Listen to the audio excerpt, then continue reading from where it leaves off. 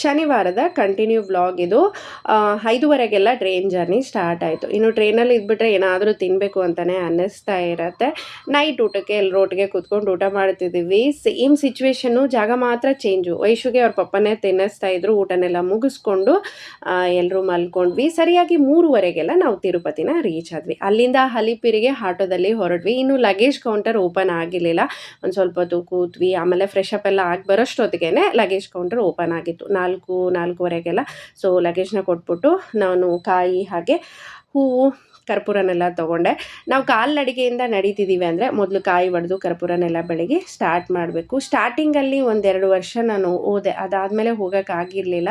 So ಪ್ರತಿ ವರ್ಷ ಅಂದ್ಕೊಳ್ತಾ ಇದ್ದೆ, ಅದು ಹಂಗೆ ಮುಂದಕ್ಕೆ ಹೋಗ್ತಾ ಇತ್ತು. ಈ ವರ್ಷ ಡಿಸೈಡ್ ಮಾಡಿದ್ದು, ಯಾಕಂದರೆ 1 ಗಂಟೆ ನಿಂತ್ಕೊಂಡ್ಬಿಟ್ರೆ ಸುಮಾರು ಕಾಲು ನೋವಾಗುತ್ತೆ, ನನ್ನ ಕೈಲಿ ಆಗುತ್ತಾ ಇಲ್ಲ ಅಂತಲೇ ಅಂದ್ಕೊಳ್ತಾ ಇದ್ದೆ. ಸೊ ಬೆಟ್ಟ ಹತ್ತಬೇಕಾದ್ರೇ ಹೇಳ್ಬಿಟ್ಟಿದ್ದೆ ನಾನು ವೆಂಕಟರಮಣನಿಗೆ, ನಾನು ಹತ್ತಬೇಕು ಅಂತ ಡಿಸೈಡ್ ಮಾಡಿದ್ದೀನಿ, ನಿನ್ನ ಹತ್ರ ಕರೆಸ್ಕೊಳ್ಳೋ ಜವಾಬ್ದಾರಿ ನಿಂದು ಅಂತ ಹೇಳಿ. ಇನ್ನು ಪ್ರತಿ ವರ್ಷ ತಿರುಪತಿಗೆ ಹೋದಾಗ ಸುಮಾರು ಬದಲಾವಣೆಗಳಿರುತ್ತೆ. ಲಾಸ್ಟ್ ಇಯರ್ ಹಿಂಗೆ ಇತ್ತು, ಈ ವರ್ಷವೂ ಹಿಂಗೆ ಇರುತ್ತೆ ಅನ್ನೋಕ್ಕೆ ಸಾಧ್ಯನೇ ಇಲ್ಲ.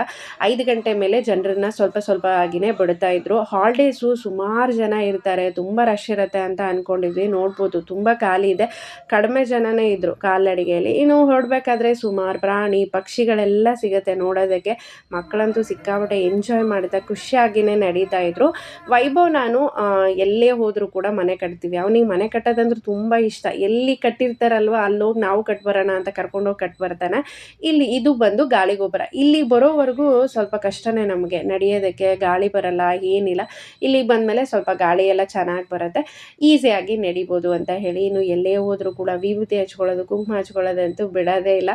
ಪ್ರತಿಯೊಂದು ಹೆಜ್ಜೆನೂ ನನ್ನ ಕೈ ಹಿಡಿದು ನನ್ನ ಮಗನೇ ಬೆಟ್ಟ ಹತ್ತಿಸಿರೋದು. ಒಂದು 4 ಹೆಜ್ಜೆ ಮುಂದಕ್ಕೆ ಹೋದರೂ ಕೂಡ ನಾನು ಹಿಂದೆ ಇದ್ದೀನಿ ಅಂತ ಮತ್ತೆ ಇಳಿದು ಬಂದು ಕರ್ಕೊಂಡು ಹೋಗೋನು ಅವನು. ಆಂಜನೇಯನ ದೇವಸ್ಥಾನದಲ್ಲಿ ದೀಪನೆಲ್ಲ ಬೆಳಗಿಸಿ ಮತ್ತೆ ಕಾಲ್ನಡಿಗೆ ಇರುತ್ತೆ, ಹೊರಟ್ವಿ. 14 ಕಿಲೋಮೀಟರ್ ನನ್ನ ಮಕ್ಕಳು ಇಷ್ಟು ಈಸಿಯಾಗಿ ನಡೀತಾರೆ ಅಂತ ನಾನು ಊಹೆ ಕೂಡ ಮಾಡ್ಕೊಂಡಿರಲಿಲ್ಲ. ಸುಮಾರು ಮಕ್ಕಳೆಲ್ಲ ಸ್ವಲ್ಪ ದೂರ ಹೋಗೋಣ ಕಾಲು ನೋಯ್ತಿದೆ ಅಂತ ಹೆಗಲ ಮೇಲೆ ಕೂರಿಸ್ಕೊಳ್ಳೋದು, ಎತ್ಕೊಂಡು ಬರೋದೆಲ್ಲ ನೋಡ್ತಾ ಇರ್ತೀವಿ. ನಿಜವಾಗ್ಲೂ ತುಂಬ ಖುಷಿ ಆಗ್ತಾಯಿತ್ತು ನನಗೆ. ಒಂದು ಕ್ಷಣ ಕೂಡ ಕೂರಲೇ ಇಲ್ಲ ಅವ್ರಿಗೆ ಸುಸ್ತಾಗ್ತಿದೆ ಅಂತ. ನಾನಾದರೂ ಸುಮಾರು ಜಾಗದಲ್ಲೆಲ್ಲ ಕೂತ್ಕೊಂಡಿದ್ದೆ. ಇನ್ನು ಈ ಜಾಗದಲ್ಲಿ ಮೊಣಕಾಲು ಸೇವೆ ಎಲ್ಲ ಮಾಡ್ತಾರೆ. ನಮ್ಮ ಮನೆ ದೇವರಾಗಿರೋದ್ರಿಂದ ನಾವೆಷ್ಟು ಹರಕೆ ಮಾಡ್ಕೊಳ್ತೀವೋ, ಎಷ್ಟು ಭಕ್ತಿಯಿಂದ ನಡ್ಕೊಳ್ತೀವೋ ಅಷ್ಟು ನಮ್ಗೆ ಒಳ್ಳೆಯದಾಗುತ್ತೆ. ನಾನು ಕೂಡ ಮೊಣಕಾಲು ಸೇವೆನೆಲ್ಲ ಮಾಡಿದೆ. ಅದರ ಜೊತೆ ನನ್ನ ಮಕ್ಕಳು ಕೂಡ ಕೈ ಜೋಡಿಸಿದ್ರು, ನಾನು ಮಾಡ್ತೀನಿ ಅಂತ ಹೇಳಿ. ಫೈನಲಿ ನಾವು ತಿರುಮಲನ ರೀಚ್ ಆದ್ವಿ. Please subscribe. Thanks for watching.